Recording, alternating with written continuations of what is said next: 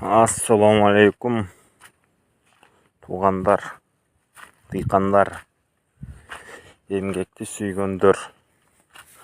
Мына 2025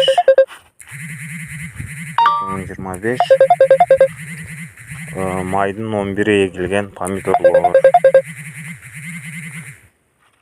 Майдын 11-и, 12-си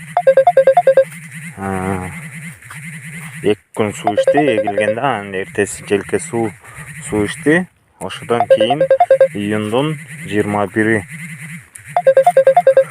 суу ичти.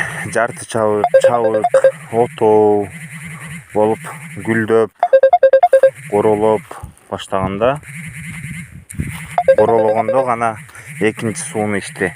1 ай 11 күндөн кийин. Ато биз буну чаңкатып, сусатып, эме кылбасак,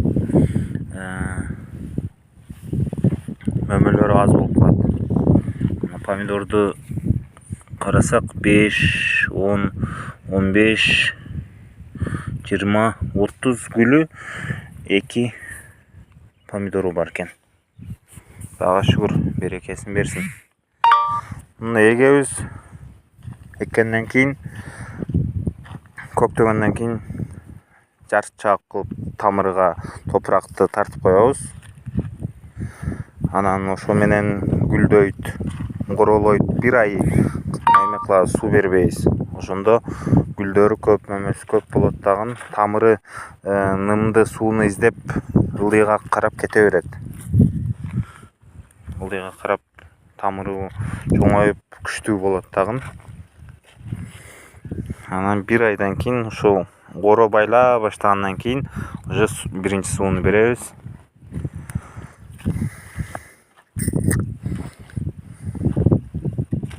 Ушундай көбү эгип туруп эле, чаап туруп эле 10 күндөн кийин сууну берет. Анан бою өсүп, гүлгө коро албай эле